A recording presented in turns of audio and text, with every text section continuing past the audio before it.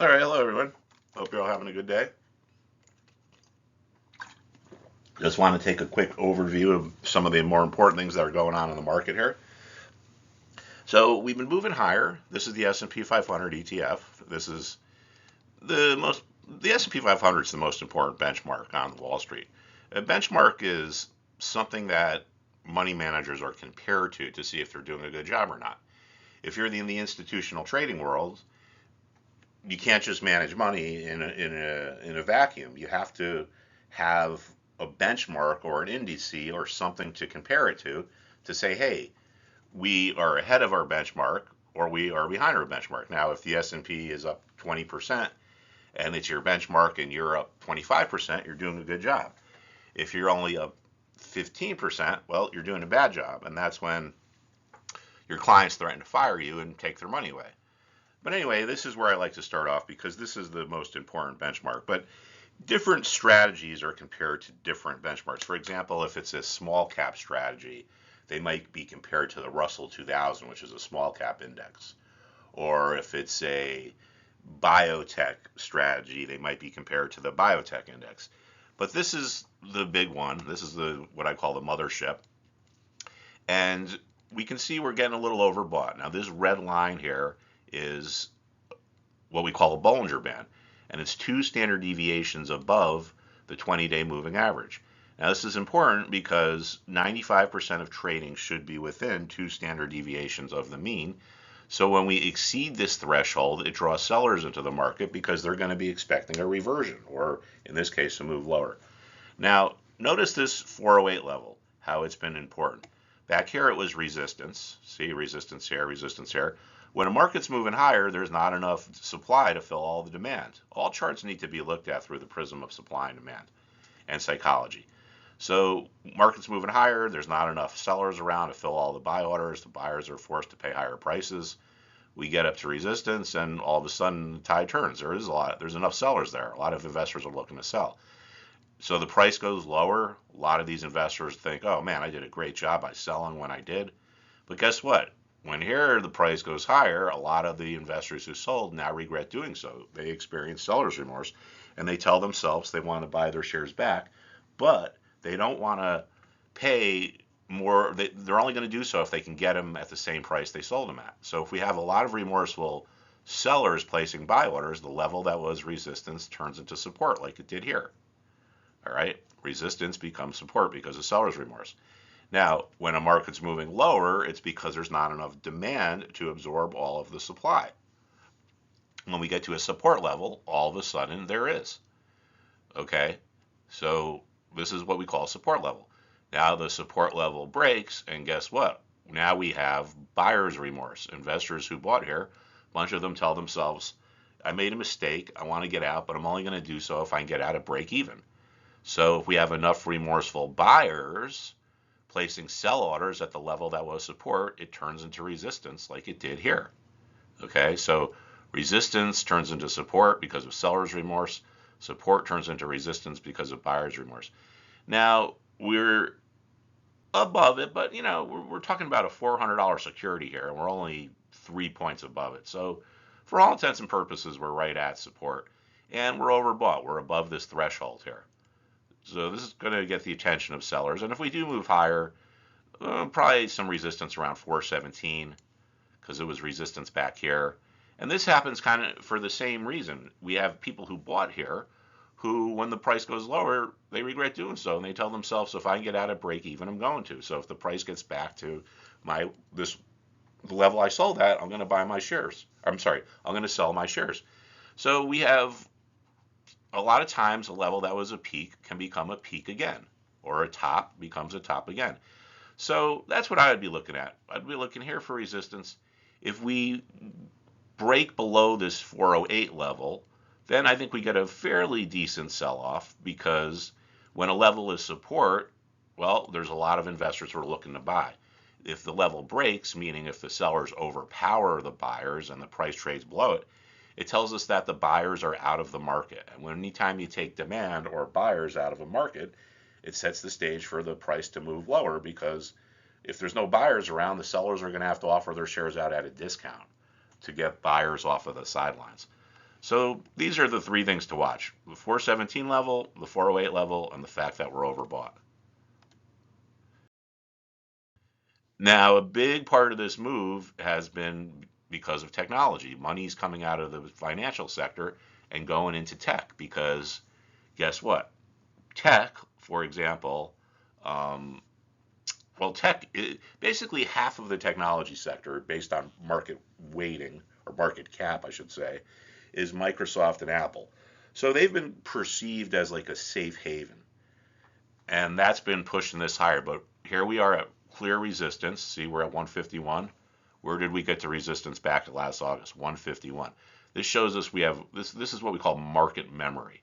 So for the last 3 days, including today, well, today and then the last 2 days, we've stalled out right around this resistance. And it's the same thing. There are people that bought back here that are underwater when the price goes lower. They tell themselves, I want to get out, but I don't want to lose any money, so I'm going to wait for it to get back up to my price so I can sell at break even.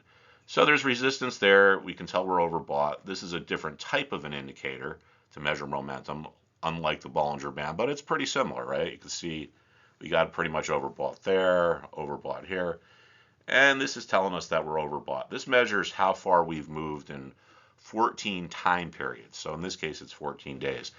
So watch this 151 level for resistance. If we reverse, I'd be looking for support around 144. Notice how it was resistance.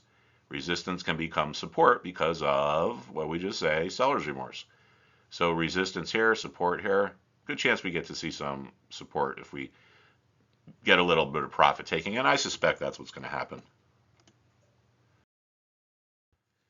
Now here's our financials. Financials have kind of come back nicely over the last week or two, but they're still below this important 3250 level. I should explain. What we're looking at here is ETFs that track these sectors. These are the SPDR ETFs. SPDR is an S&P 500 depository receipt.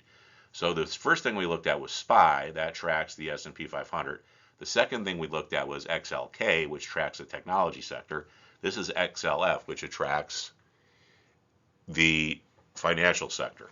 So this is a perfect example of what I was talking about. Support converts into resistance. Resistance turns into support. Support turns into resistance. Now we're probably going to see some resistance here again, right? It's a principle of financial markets that some price levels are more important than others. That's just how it is. We can see up here, whatever level this was, 35.75, I think, was resistance here, here. Some levels are more important than others, right? Sometimes we know why, sometimes we don't. The market just happens to like particular levels. Why is this 32.50 so clear? Why is it not 31.50 or 32.25? That I don't know. But we don't need to know. We just need to know where it is. For some reason, there's more vested interest or more people that are willing to trade around 32.50 than there are at a lot of these other price levels. So the fact that tech is overbought and at resistance and financials are starting to get to what's probably going to be a resistance, that could put a little bit of a top on the market and maybe even lead to a little bit of price of profit taking. Now, this is an ETF which tracks the banking industry. The banking industry is part of the financial sector. Now, we've all heard about all these great moves that they're making. They're going to save the banks, so forth and so on. Look at the banks here. This is an aggregate. This ETF is a basket of the banking stocks, right? It's an aggregate of the banks. Does this look to you like we've recovered? Not to me. Looks like we're still trending lower. So I think there's still some weakness out there in the banking sector, and I don't think that this crisis is past, and I think there's a chance we could see some more banks go down, and if that's the case, I think the whole market's going to head lower. All right, so now the last thing I'm watching today is oil. We had this big move up in oil because OPEC said that they're going to cut production, right? But look at what we did. Where did we stall out? Right around this 81.50 level. Resistance here, resistance, resistance. For some reason, this is an important level. Do we know why? No. Do we need to know? Not really. But we can tell we're overbought. We're above our Bollinger Band. We're trading around 81.50. So when something gets to an important level, it usually doesn't hang out there for too long, right? It usually makes a quick reversal or it breaks through. It'd be pretty odd for it to spend too much time trading sideways. Like even back here, it traded sideways, but this was only for about a week or two. And what happens is a lot of times we get to resistance, we get these sell-offs, and that's because there's investors who are looking to sell, right? That's what resistance is. But they start to sense that there are other sellers around. That's why the price isn't going any higher. And some of them start to get anxious and they start to get worried that they're going to miss their opportunity to sell. That's why they know there's other sellers around and they get fearful that those other sellers will undercut them and offer their oil out at a lower price. So they decide to go to a lower price. So someone might be at 81.50, the next person might say, "Oh, I'm going to go to 81.20." Next person might say, "I'm going to go to 81," and it starts this snowball effect, right? And that's why we have like a move here off of resistance, lower here, here, here, here. So we have to remember when we look at these charts, what we're looking at is psychology. When we get to a resistance level and we don't get through, we start to sell off, and that's because we have investors that get worried that they're not going to be able to sell. So the vast majority of moves in a market are just investor perception. It's not from what they're telling you on CNBC or whatever financial network you look at. It's the vast majority of moves have nothing to do with anything other than investor perception. Like here, investors perceived there were other sellers around, and what happened? The market went lower. Same thing here. All right, so those are a couple of things to keep an eye on. Thank you, and I hope to see you soon.